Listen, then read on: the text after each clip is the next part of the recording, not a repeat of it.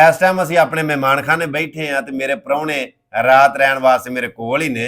मेरे बड़े काबिल एहतराम आजम भाई, इन्हां दा तलक टोबा टेक सिंह तू है, और अख्तर घुमन साहब मंडी अजमान तू 68 DB तू तलक है जनाब दा।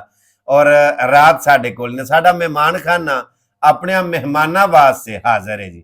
ਜਿਹੜੇ ਦੋਸਤ ਵੀ ਪਿਆਰ ਕਰਨ ਵਾਲੇ ਆਉਣਾ ਚਾਹੁੰਦੇ ਨੇ, ਰਾਤ ਵੀ ਰਹਿਣਾ ਚਾਹਣ, ਤੇ ਮਹਿਮਾਨਖਾਨਾ ਖੁੱਲਾ ਤੁਹਾਡੇ ਵਾਸਤੇ ਹਾਜ਼ਰ ਹੈ।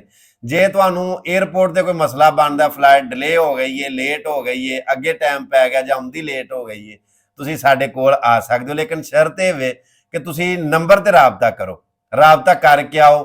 ਤੇ ਜਦੋਂ ਤੁਸੀਂ ਰਾਬਤਾ ਕਰੋਗੇ WhatsApp ਦੇ ਉੱਤੇ, ਕਿਉਂਕਿ ਇਹ ਨੰਬਰ ਮੇਰਾ WhatsApp ਦਾ ਨੰਬਰ ਹੈ, ਤੇ ਮੈਂ ਤੁਹਾਨੂੰ ਲੋਕੇਸ਼ਨ ਵੀ ਦੱਸ ਛੜਾਂਗਾ, ਐਡਰੈਸ ਵੀ ਦੱਸ ਛੜਾਂਗਾ। ਤੇ ਜਦੋਂ ਤੁਸੀਂ ਆਓਗੇ ਤੇ ਜਿੰਨੇ ਜੋਗਾ ਆਇਆ ਵਾਂ ਮੈਂ ਤੁਹਾਡੇ ਵਾਸਤੇ ਹਾਜ਼ਰ ਹਾਂ। ਅੱਲਾਹ ਪਾਕ ਦੀ ਜ਼ਾਤ ਮੇਰੇ ਪ੍ਰਾਹੁਣਿਆਂ ਨੂੰ ਸਲਾਮਤ ਰੱਖੇ।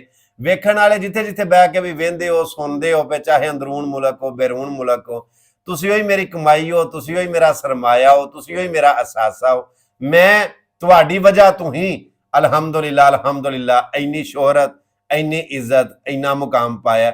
ਕਿਉਂਕਿ ਮੇਰੀਆਂ ਆਈਡੀਆਂ, ਮੇਰੇ ਪੇਜ, ਮੇਰੀ ਚੈਨਲ ਕਿਸੇ ਹੋਰ ਮਖਲੂਕ ਨੇ ਤੇ ਫਾਲੋ ਨਹੀਂ ਕੀਤਾ, ਨਾ ਸਬਸਕ੍ਰਾਈਬ ਕੀਤਾ। ਸੋ ਤੁਹਾਡਾ ਮੈਂ ਇਹਤਰਾਮ ਕਰਨਾ, ਤੁਹਾਡੇ ਨਾਲ ਪਿਆਰ ਕਰਨਾ। ਅੱਲਾ ਦੀ ਜ਼ਾਤ ਤੁਹਾਨੂੰ ਸਾਰਿਆਂ ਨੂੰ ਸਲਾਮਤ ਰੱਖੇ ਜੀ। ਮਾਸ਼ਾਅੱਲਾ ਜੀ, ਅਸੀਂ ਆਪਣੇ ਭਾਈ ਅਵੈਸ ਘੁੰਮਣ ਸਾਹਿਬ ਕੋਲੋਂ ਆਏ ਹਾਂ ਤੇ ਇਸ ਤਰ੍ਹਾਂ ਹੀ ਲੱਗਣ ਡਿਆ ਸਾਨੂੰ ਕਿ ਅਸੀਂ ਆਪਣਾ ਉੱਥੇ ਹੀ ਗੋਲਪੁਰ ਹੀ ਬੈਠੇ ਹਾਂ, ਆਪਣਾ ਘਰ ਹੈ ਜੀ ਤੁਹਾਡਾ। ਦੇ ਵਿੱਚ ਬੈਠੇ ਹਾਂ। ਜਿਵੇਂ ਸਾਨੂੰ ਇਹ ਨਹੀਂ ਮਹਿਸੂਸ ਹੋਇਆ ਕਿ ਅਸੀਂ ਪਹਿਲੀ ਦਫਾ ਇੱਥੇ ਆਏ ਹਾਂ।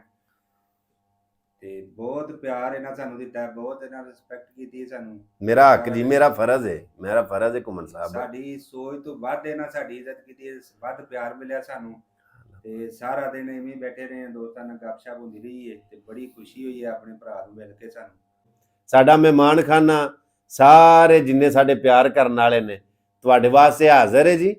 ਲੇਕਿਨ ਜਦੋਂ ਵੀ ਆਓ, ਆਉਣਾ ਇਤਵਾਰ ਵਾਲੇ ਦਿਨ। ਅੱਗੇ ਪਿੱਛੇ 100 ਮਸਰੂਫੀਆਤ ਹੁੰਦੀਆਂ ਨੇ, ਮੈਂ ਹਰ ਰੋਜ਼ ਹਰ ਵੇਲੇ ਤੇ ਤੁਹਾਨੂੰ ਨਹੀਂ ਮਿਲ ਸਕਦਾ। ਲੇਕਿਨ ਇਤਵਾਰ ਵਾਲੇ ਦਿਨ ਆਓ ਤੇ ਜਨਾਬ ਮੈਂ ਤੁਹਾਡੇ ਵਾਸਤੇ ਜਿੰਨੇ ਜੋਗਾ ਹੈ ਮੈਂ ਹਾਜ਼ਰ ਹਾਂ।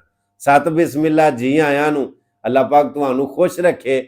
ਬਾਹਰ ਬਹਿ ਕੇ ਵੇਂਦੇ ਹੋ ਪਏ ਤਾਂ ਵੀ, ਪਾਕਿਸਤਾਨ ਬਹਿ ਕੇ ਵੇਂਦੇ ਹੋ ਤਾਂ ਵੀ। ਅਵੈਸ ਸਾਹਿਬ ਦਾ ਮਹਿਮਾਨਖਾਨਾ ਸ਼ਾਦੋਬਾਦ ਰਵੇ। ਬਹੁਤ ਅੱਛਾ ਇਹਨਾਂ ਨੇ ਵੈਲਕਮ ਕੀਤਾ ਤਾਬਿਆਂ ਦਾ। ਤੇ ਅੱਲਾ ਇਹਨਾਂ ਨੂੰ ਜ਼ਿੰਦਗੀ ਦੇਵੇ। ਆਮੀਨ ਆਮੀਨ। ਤੇ ਆਉਣ ਵਾਲਿਆਂ ਨੂੰ ਇਹੀ ਆ ਕਿ ਰਾਬਤਾ ਕਰਕੇ ਆਓ, ਇਤਵਾਰ ਵਾਲੇ ਦਿਨ ਆਓ। ਜੀ ਜੀ ਜੀ ਤੇ ਬਸ ਜਜ਼ਾਕੱਲਾ, ਮਿਹਰਬਾਨੀ ਜੀ।